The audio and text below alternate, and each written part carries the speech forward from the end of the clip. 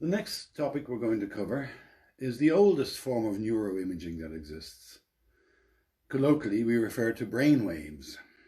More technically, we're talking about EEG or electroencephalography, to give it its full name. This is a non-invasive technique, so we don't need to do any damage to anyone. We don't need to inject them with anything, and we don't need to endanger them at all. We simply record changes in the conductance of the scalp using electrodes. So you mount the electrodes usually in something like a swimming hat, as shown there. And it's completely harmless. We can get around hair. Hair can be a problem, but with the use of conducting gels, we can deal with hair. So we get a signal from the scalp. Now, that's not going to be an easy signal to interpret. It has certain properties. One thing is we can make very fine temporal distinctions. That is, this signal changes very, very rapidly, and we can record very rapid changes. So we've good temporal resolution. We can say that something happened now and not now, so we can make fine distinctions down to less than a millisecond. The spatial resolution, that is to say where something happened, that's another question. Spatial resolution on EEG is absolutely terrible. We may be able to locate the source of something that we see in the signal as being maybe in this quarter of the brain or that quarter of the brain, but that's about as good as it gets. So that's not really good spatial resolution. This is the oldest way of recording brain activity. Because we're recording brain activity, I'm going to call it a neuroimaging method. But it goes all the way back to 1924, so long predating all our fMRI and other technologies. Here's one of the original recordings made by Hans Berger in 1924. You can see two wavy lines there. The lower wavy line is a control signal. It's fluctuating at 50 times a second. That's not a measurement, in other words. The top signal then is recorded from the scalp of the person. We can see that 50 hertz alternation is the strongest thing we can see in there. So that's an artifact. I'm trying to figure out from that upper signal what's going on. Well, that would be difficult. I don't think you can see that and do any mind reading on the basis of it. Although we conventionally call these brain waves, that's hugely inaccurate. We're measuring changes in the electrical properties of the scalp at specific locations. Now, the scalp is separated from the brain by the skin, by the skull, by several layers of strong connective tissue, by a layer of fluid. And then, when you get to brain, one is recording those parts of the brain that are contributing to what you're recording are fairly random. If you take a sheet of paper and you crumple it up,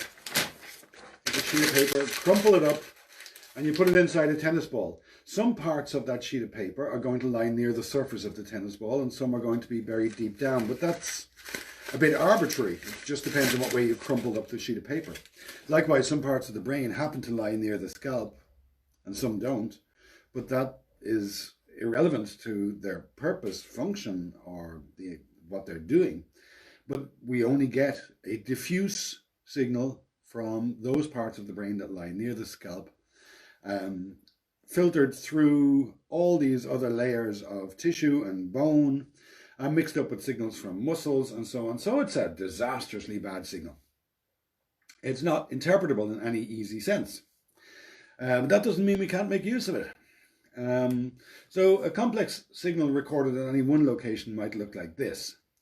And when you have a time varying signal of that nature, you can analyze it. We're very good at doing analysis of these, and you can interpret this as being the sum of a large number of separate signals at different frequencies.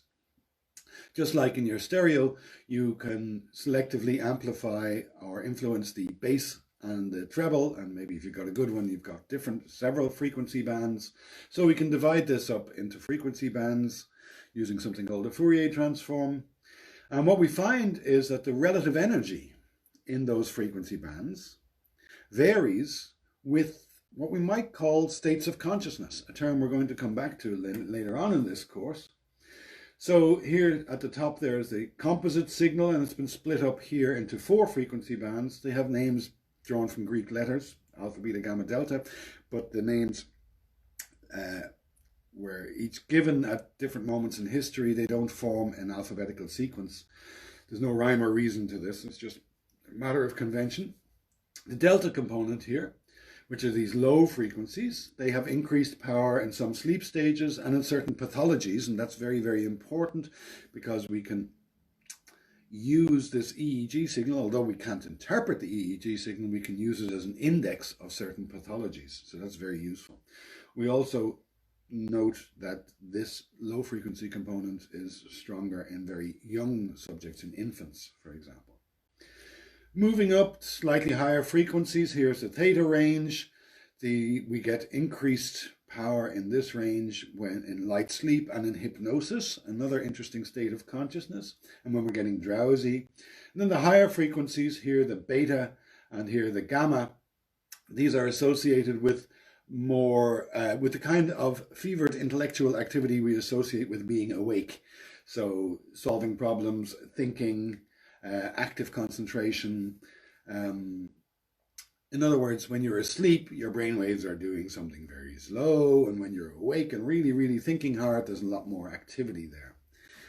So using these as an index of specific pathologies is one very useful way to make use of this very, very difficult signal. There's another way which is common, and it needs to be understood properly if it's to be of any service. This is called the event-related potential. What happens here is that, let's say a stimulus. What's a stimulus? Well, there, I clapped. You heard the clap. Let's call that clap a stimulus. And let's suppose that I was recording your brain waves. When you heard that clap, there would be some small influence on that brainwave, and it would be very, very tiny. But now supposing I was to keep doing this and was to clap again and again and again, and I was to do this 100 times or 200 times, and I was to average all those brainwave signals, the averaging would get rid of the noise. So each recording is different from each other recording. The only thing they have in common is the effect of the clap, if you like. And when we average over many recordings, what's left is a signal, which looks like that down on the bottom right, called an event-related potential. Now, this is often misguided. It's often talked about in a very misleading fashion. It's talked about as if this was the response of the brain to the signal.